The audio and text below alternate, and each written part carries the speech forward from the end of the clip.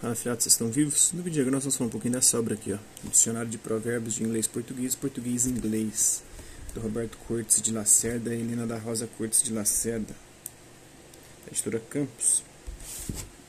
Essa obra aqui, ó. Esta coletânea, que se destina a todos os interessados no assunto e sobretudo a facilitar a tarefa de tradutores do inglês para o português e do português para o inglês, reúne mais de 5.700 provérbios ingleses apresentados em ordem alfabética e seguidos de suas traduções em português. Na segunda parte da obra, os provérbios em português, cerca de 6.000, são também apresentados em ordem alfabética e seguidos de seus correspondentes em inglês.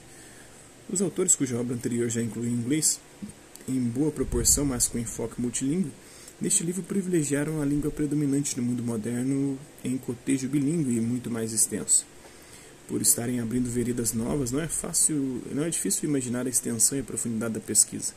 Fazer a escolha no vasto número dos provérbios ingleses e ir atrás dos equivalentes do nosso cabedal igualmente riquíssimo, tudo isso no meio da bibliografia e fontes tão dispersas, não foi desafio pequeno do Agenor Soares dos Santos. Nos povos antigos, o provérbio costuma ser muito associado aos contos moralísticos, às fábulas e aos enigmas, e, como estes refletem bem a cultura popular, os costumes e a tradição de um povo, os provérbios acabam se tornando, de certa forma, uma síntese das atitudes morais ou sociais da vida daquela comunidade.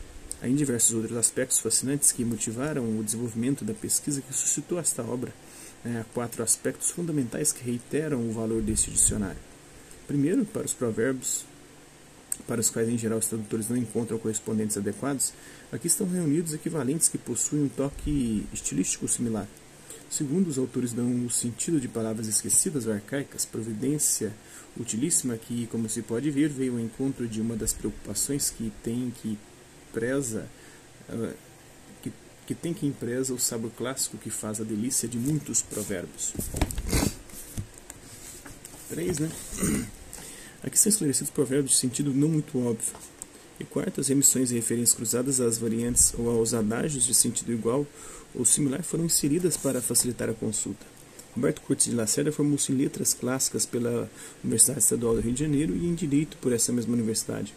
Foi coordenador da redação de elementos mórficos do dicionário Ruais, da língua portuguesa, e é um dos lexicógrafos do dicionário Aurélio.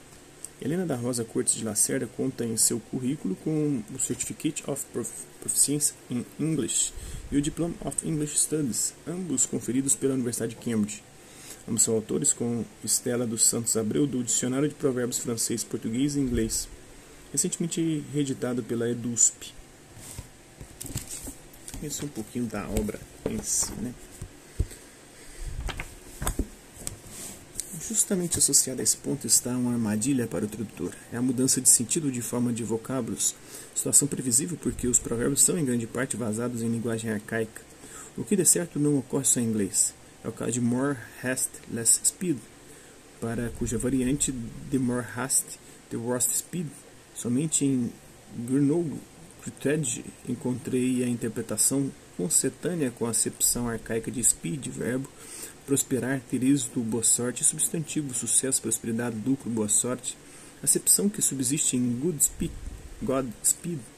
Portanto, o ditado equivale, segundo aqueles autores, não à tradução literal que se vê em quase todos os glossários, porém, a quanto mais pressa, menos se ganha, menor a fortuna, mais distante o sucesso. Outro exemplo é o de handsome is as handsome does, que também já vi em versão literal em uma tradução para o português, onde handsome não tem as conotações modernas de vistoso, bonito, bonitão, de bela aparência, elegante, atraente, homem, e sim as que, segundo o Oxford Dictionary, o adjetivo preservou generoso, magnânimo, referindo-se à conduta, comportamento, modo de agir, atitude, a noção original do século XVI, que incluía também apropriado, adequado, conveniente, aplicável à conduta e à traje, modo de vestir-se. Em resumo, o provérbio diz que a pessoa é julgada pelo que faz, por sua conduta e não pela aparência. Para o português, João Ribeiro nos brinda na inesgotável fonte de surpresa das frases feitas, com adágios que têm igualmente arcaísmos traiçoeiros, com a pitoresca mordacidade de no açougue quem mal fala, mal ouve. Hoje incompreensível porque açougue era a praça pública, o mercado ou feira. E também de provérbio português se pode lembrar um exemplo de alteração na forma, né?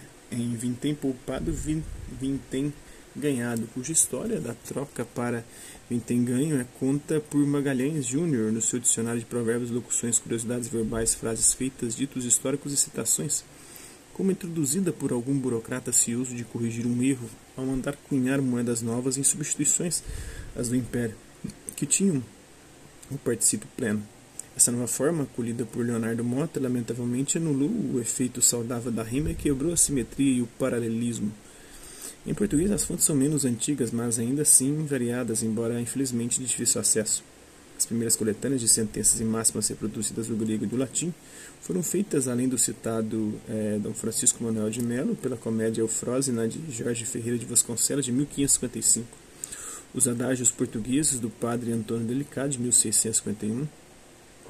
O Florilégio dos modos de falar e adágios, de 1655, do padre Bento Pereira, e a Nova Floresta, de 1706 e 1728, do padre Manuel Bernardes. De outra natureza é o elogiado, mas pouquíssimo conhecido adágios, provérbios, rifões e anexins da língua portuguesa, de 1780, de um autor conhecido pelas iniciais F-R-I-L-E-L, possivelmente Francisco Holland, e vários outros. Mais tarde, fins do século XIX e princípio do século XX, colheita e estudos preciosos foram feitos por Leite de Vasconcelos, Teófilo Braga e vários outros filólogos, além da citadíssima História Geral dos Adágios Portugueses de Ladislau Batalha, publicada em 1924. No Brasil, os estudos marcantes são o mencionado de João Ribeiro e as obras de Amadeu Amaral, Amadeu de Queiroz, Leonardo Mota, Vitor Russomano, Mário Lamenza e Vilas Boas da Mota. Mas os estudos comparativos são ainda escassos para o inglês, sem deixar de recordar o pioneirismo de Leonardo Mota, com as variantes multilíngues de seu adagiário e o supracitado dicionário de R. Magalhães Júnior, que, como se vê, não é específico. Não conheço a obra do peso e do alcance desta empreitada de Roberto Cortes de Lacerda, Helena da Rosa Cortes de Lacerda e Estela dos Santos Abreu. Com toda a imprecisão que ainda cerca a fixação da origem dos provérbios, cuja ubiquidade e mobilidade não é tema que se esgote, mas será sempre fascinante, voltemos a este ponto para dar alguns exemplos de que o que está aqui, está ou já esteve lá, o que se pensa que nasceu ontem aqui ou acolá pode ter antigas raízes latinas, gregas ou já se encontrou no Oriente ou na África. O bíblico an eye for an eye and a tooth for a tooth, né? Êxodo 21, capítulo 21, versículo 24, e Mateus, capítulo 5, versículo 38. Né? Se encontrou na tribo Nandi da África Oriental. A bird in the hand is worth two in the bush, cujo equivalente português a qualquer um ocorre sem dificuldade. Também existe em romeno, italiano, espanhol, alemão e islandês. On hand washes the other. Está em uma infinidade de línguas, afirma Wolfgang Mieder. E testemunha Lacerda nas versões que dá em 7 línguas no seu primeiro dicionário. O equivalente de A soft answer turneth away wrath, Provérbios capítulo 15, versículo 1.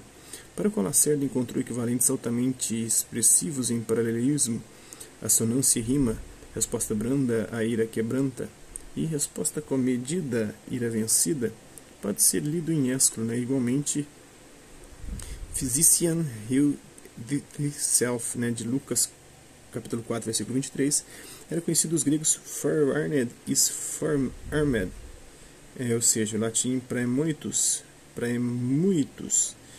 cuja equivalência em nossa língua é igualmente exibida neste dicionário. Tem várias raízes no Oriente Médio, K. em The Art of Translation, traz de reino universal a Scalded Cat Fears a Boiling Kettle, para mostrar o equivalente em russo aos tradutores de sua terra, mas trata-se de um provérbio que, não só em português, tem abundante correspondência. Aqui os autores arrolam muito, mas em inglês apresenta ainda, além da variante mais usada, a Scalded Cat Fears Hot Water. Outra com a afirmação contrária, The Scalded Cat Fears Cold Water. E mais a Singed Cat Dreads the Fire, Scalded Cats Fear Even Cold Water. E não se omita a forma alternativa com o ser humano, a Burned Child Dreads the Fire.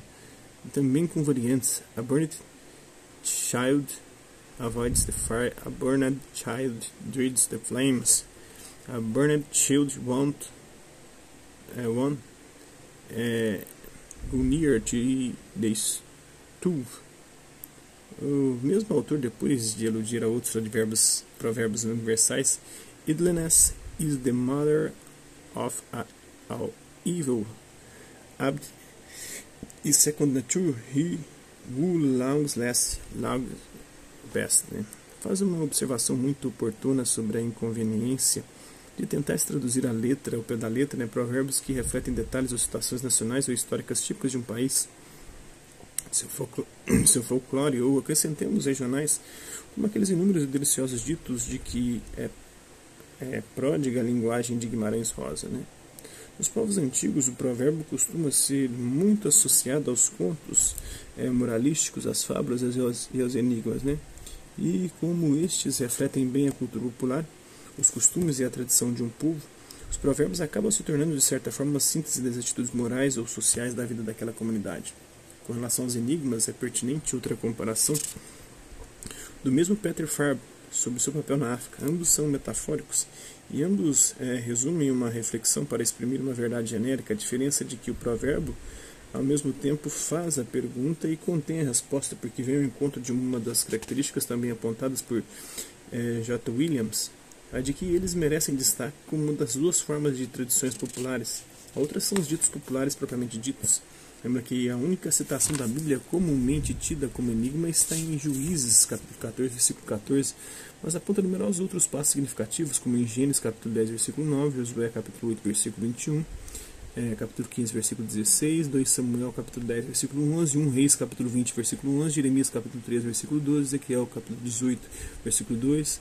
Isso é importante porque um dos traços principais do provérbio é o paralelismo, o binarismo comentado adiante-se, pois o texto original deixava tanto heedless, ou seja, tantas declarações ou afirmações sem a solução.